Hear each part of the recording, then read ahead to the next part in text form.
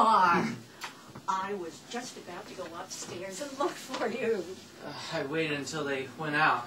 I don't want to mix up in any arguments. I feel too rotten. Oh, I'm sure you don't feel half as badly as you make out. You're such a baby. You just like to get us worried, so we'll make a fuss over you. No, dear, I'm just teasing. I know how miserably uncomfortable you must be, but you feel better today, don't you? All the same, you're much too thin. You must rest all you can. Sit down, and I'll make you comfortable. How's that? Grand. Thanks, Mama. All you need is your mother to nurse you. Big as you are, you're still the baby of the family to me, you know. Never mind me. You take care of yourself. That's all that counts. But I am, dear. Heavens, haven't you seen how fat I've grown, or how all my dresses let out? Oh, they're starting to clip the hedge. Poor Jamie. Oh, he hates working in front where everyone passing can see him. There go the Chatfields in their new Mercedes. Oh, it's a beautiful car, isn't it? Not like our second-hand Packard. Oh, well, thank heavens I don't want anything to do with them. I hate this town and everyone in it, you know that. I never wanted to come here in the first place. But your father liked it and he insisted on building this house. And I've had to come here every summer. Well, it's better than spending the summer in a New York hotel, isn't it? This town's not so bad. I like it well enough. I suppose because it's the only home we've had. I never felt it was my home. It was wrong from the start. Everything was done in the cheapest way. Your father never would spend the money to make it right. Just as well we don't have any friends here. I'd be ashamed to have anybody step in the door. But your father's never wanted family friends. He hates calling on people or receiving them. All he likes is to hobnob with men at the club or in bar rooms. You and Jamie are just the same. But you're not to blame. You've never had a chance to meet nice people here. I know you both would have been so different if you'd only been able to associate with nice girls instead of those. You never have disgraced yourselves the way you have, so that now no respectable parents will let you be seen with their daughters. Ah, Mama, forget it. Who cares? Jamie and I would be bored stiff. And about the old man, what's the use of talking? You can't change him. I know. It's useless to talk. But sometimes I feel so lonely. Anyway, Mama, you gotta be fair.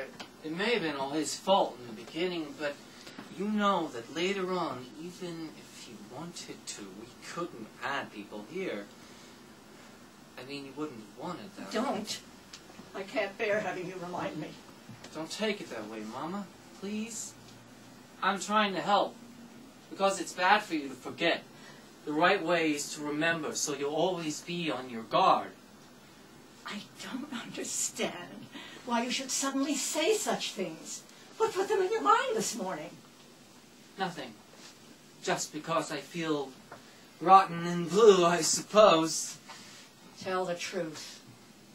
Why are you so suspicious all of a sudden? Oh, I'm not. Yes, you are. I feel it. Your father and Jamie, too, particularly Jamie. Don't start imagining things, Mama. It makes it so much harder living in this atmosphere of constant suspicion, knowing that all of you are spying on me, that none of you believe in me or trust me. That's crazy, Mama. We do trust you.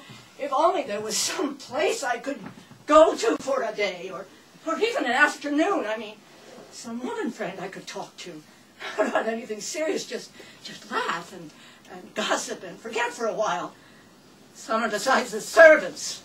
That stupid Kathleen. Stop it, Mama. You're getting yourself worked up over nothing. Your father goes out. He sees his friends at the club or in bar rooms. You and Jamie have the boys, you know. You go out, and I'm always alone. I've always been alone. Now, come now, you know that's a fib. One of us always stays around to keep you company. Because you're afraid to trust me alone. I insist you tell me why you suddenly talk about these things. What put them in your mind? Why did you feel you had to remind me? It's stupid. It's just that I wasn't asleep when you came in my room last night. You didn't go back to your and Papa's room. You went in the spare room for the rest of the night. Because your father's snoring was driving me crazy. For heaven's sakes, haven't I often used the spare room as your bedroom? But I see what you thought. No, I didn't think anything. So, you pretended to be asleep in order to spy on me? No. I did it because I knew that if you found out I was feverish and couldn't sleep, it would upset you.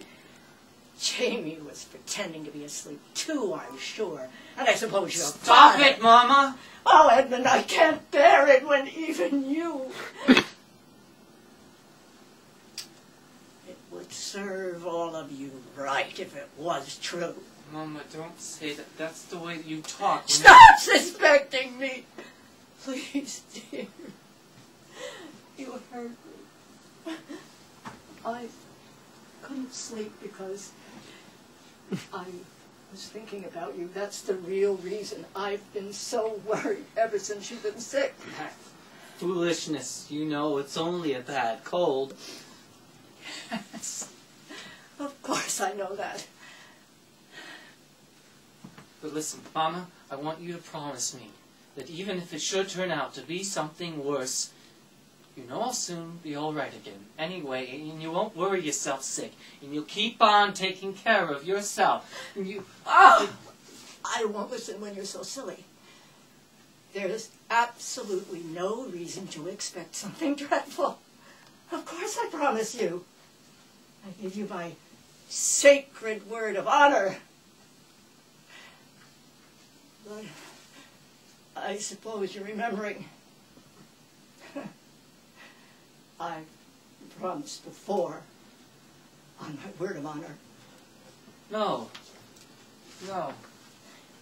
I'm not blaming you, dear. How can you help it? How can any one of us forget? That's what makes it so hard. For all of us, we can't forget. Mama, stop it. All right, dear.